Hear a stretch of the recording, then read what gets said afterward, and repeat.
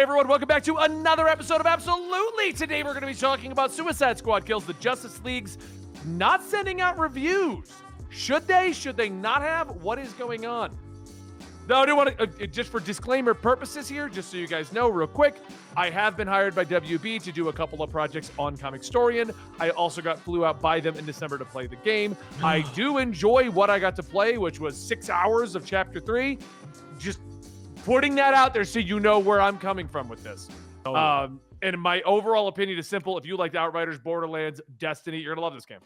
Like it's those. Did I want that in the Archiverse? No, but it'll be fun. Yeah. So this game canonically is Arkhamverse, right? Yes, yeah, canonically it is the follow-up to the Archiverse. So here's the deal. Here's what's going on. Back in November, the entire game leaked, okay? News articles went crazy. IGN, Rock, Paper, Shotgun, Kotaku, everyone lambasted the game's decisions on the story. They flew everyone out from those outlets, including myself and a few YouTubers, to play the game. Mixed reviews across the board. General thing of, oh my God, live service game. All that other bullshit. But then the internet also decided to lambast more of the game that wasn't real. The UI's cluttered. Okay, but no one mentioned you can just turn off half the UI elements if you don't want them. Everyone was looking for any reason to hate on this game. That was the point. Okay. And the news articles continued to lambast Suicide Squad Kills the Justice League.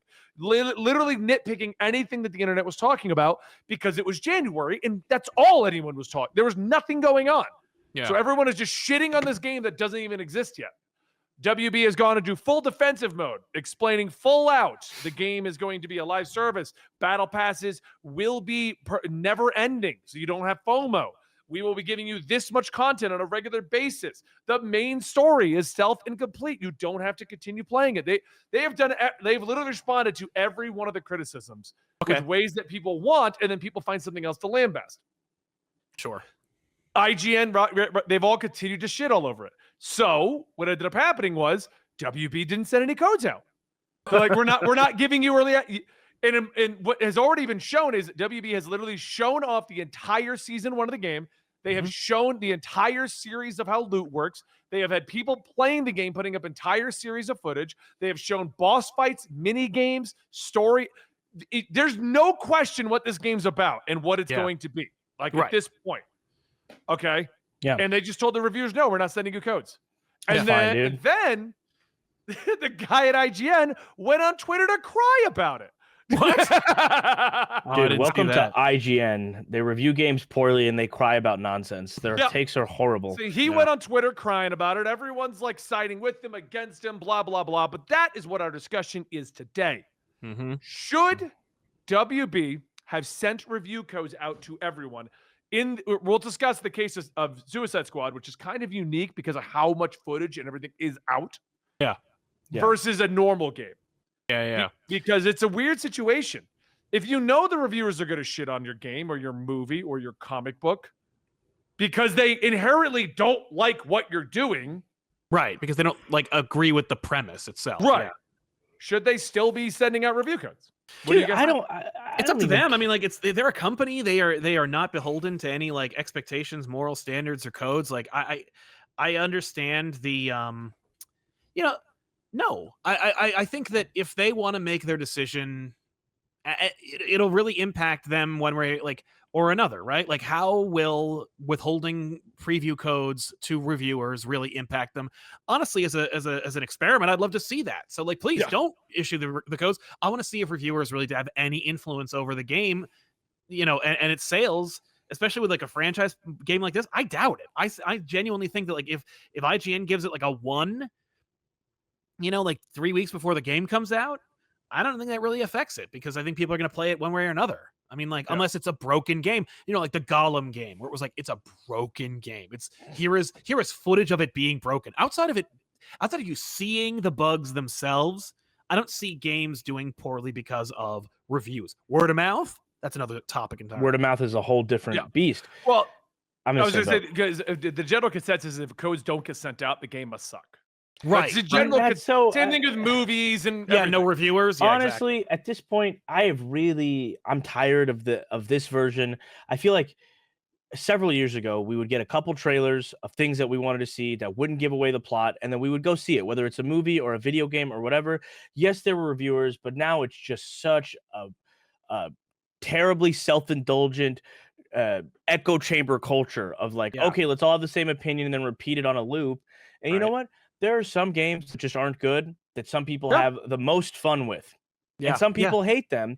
And same thing for movies, right? Like I don't like the Snyder movies because they're not the kind of characters that I like watching. But some people have devoted their lives and their souls, their whole being to being their a whole part identity of to being beyond what Zack Snyder wants for them. And then there's like their video games like Kingdom Hearts, which objectively Kingdom Hearts 2 is great. Kingdom Hearts 3 is not that good of a game, but I'm still going to try and defend it. I love that game. I waited 15 years to play it. You know, like there's you know.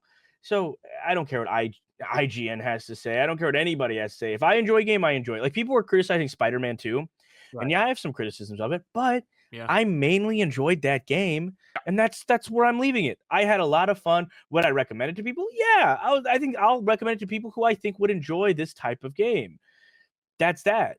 IGN is useless. I think a lot of this stuff is outdated. The only people who should get pre-release copies are people who are partnering with the companies to do maybe like Easter egg hunts and things like that to maybe get like new Rockstars. I hear maybe they have a code and them getting the Easter egg breakdown videos out early or something like that, or out as the game releases. It's probably the only thing because that's add-on content, additive content to their game practically. That's it. It's a weird situation because in the case of this game in particular, since December, they have been rolling out any piece of information you could want. Here's what the story is. Here's how the characters play. Here's how loot works. Here's the crafting. Here's this, that literally showed everything. Yeah. Like, and I kind of agree that they shouldn't bother with the reviewers for this game and this game alone.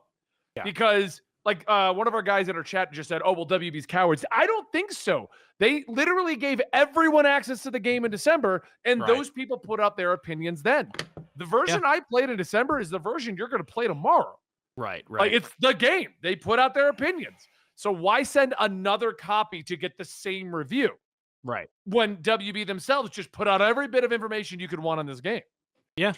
Never mind the fact the game's a live service game, so the base game might not reflect what this game's going to look like in a year. Reviews on Destiny 2 back when it launched are completely different than what it is now. Exactly. And to be fair, was a completely different game. Oh, well, yeah. To be fair, they made a whole different game. Mm-hmm. I do think the situation we have with reviewers and like this expectation, because we deal with it a lot in our business. Yes. I've dealt with it a lot with gamer YouTubers who are like, well, I'm going to talk about the game. I should get a free one.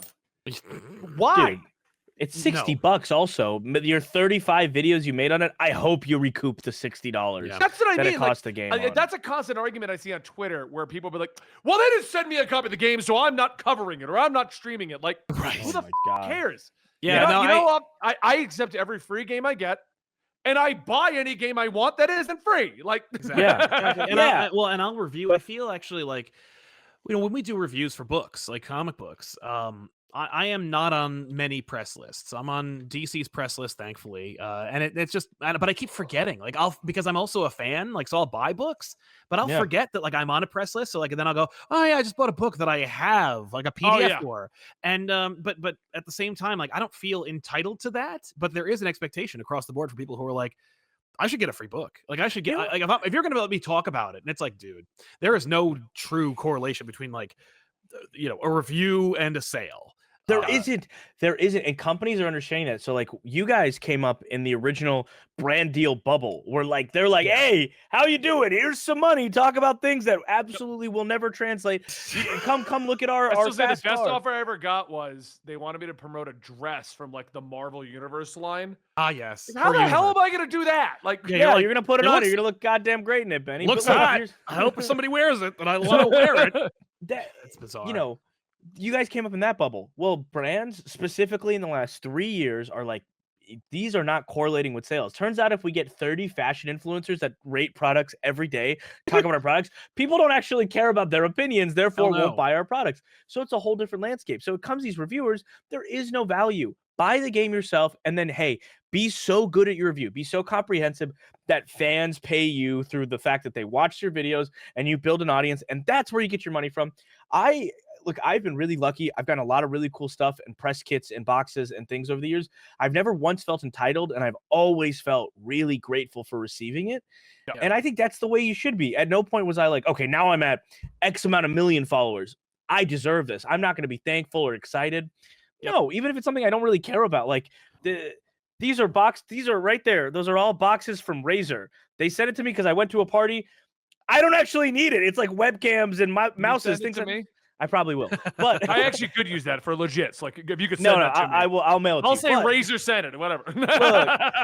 But they sent it as a thank you. So what did I do? I made a video thanking them. I didn't talk about the products at length because I didn't use them that much. I was like, okay, here's I know what these are. These are cool. Yeah, Benny really likes Razer, dude. Cool, exciting, just to be offered it. It came in a giant box. I unboxed it in front of my friends. We had a lot of laughs. That's the way it should be. The entitlement, especially of That's how I feel the reviewers are right now, because they all got to play and review this game basically before it was out. which is such an honor. Oh my God, how cool is that? That's enough. I mean, like if they're gonna fly you, They flew them out and They put flew us you out. up. They flew like they're like the official outlets. They flew us out, put us up in a hotel at Universal Studios, so you could also just go to and basically. You're kidding. No, and here's the deal. They flew us out. I was offered up to 3 days in the hotel for 1 day of filming. Yeah. And then here's the kicker. You should have called me. We would have gone to Universal together. I would have hopped on a plane and joined you. But it was like, and their whole reaction was, say and do whatever you want. You have carte blanche to talk and do whatever you want with the product. And I got home and I'm like, literally my video, because I know you didn't watch it, was me going, hey, everyone else is going to give you their opinions. Here's what I think about the game. I play these kinds of games all the time. So here's the questions I would have asked. Here's end game. Here's loot. Here's loadouts. This is what I would want to know. Like, yeah. But also, like, you weren't like afterwards. You weren't like, "Hey, where's my free copy of the game?" No, as well, like because they emailed me that. Like, thousands of dollars on planes and hotels, and they're like, "Hey, you're getting your free copy, but it's going to come right with all the other reviewers at the day of the thing. They're like, you're going to get your copy so you can do all the videos you've agreed to do for us." I would also, and I'm like, cool. I bought the game instead because I'm going to give it to my wife. Nice. Honestly, I would say like if anything, I'd say like 24 hours early. Like it would, but even then, like the problem is what's the reasoning behind withholding the like promo codes, right? Is it punishment or is it like a way of that I don't piracy? know. Like, because having played the game and all the information they put out, I don't foresee this being a bad game. So I don't know what they're doing that they're holding them back. But it could also be the game is always online. Well, there is an offline mode coming out. It's not out. So maybe they just want to make sure all the servers are good and not worry about some reviewers' experience with a bad server. Yeah, that's true. Yeah, there's any number of reasons, but calling them cowards and being aggressive about it, I mean, who cares? It's a video game. Play it when you get to play it. Your favorite reviewer can cry their little tears like, boo-hoo, I don't get to make my videos early. Do you know what the rat race was, guys? Like back in the day where we wouldn't get anything early and we had to get the video out first. Everyone had to hit the topic at the same time and like read the book as fast as you can, write the script, film the video, edit the video. Welcome back to reality, guys. And you know what you could also do? Instead of doing that, you take 6 to 8 weeks to do it and you do the comprehensive Billiam style full deep dive on the video game, and people will still watch you because that's interesting. That's that. You know. But all right, I think we've given our points across on this. I don't think this should become the norm. I do think reviewers, too many people rely on them. I don't. I think I don't agree with them, but I do think it shouldn't be the norm. But in a situation like this game, I don't think it's a big deal. Any information you need is out there. They want you to make your own decision, not these reviewers who don't play these kinds of games tell you what it is. Yeah, that's what they want. So, all right. Thanks, guys, for watching today's episode. We'll see you next time right here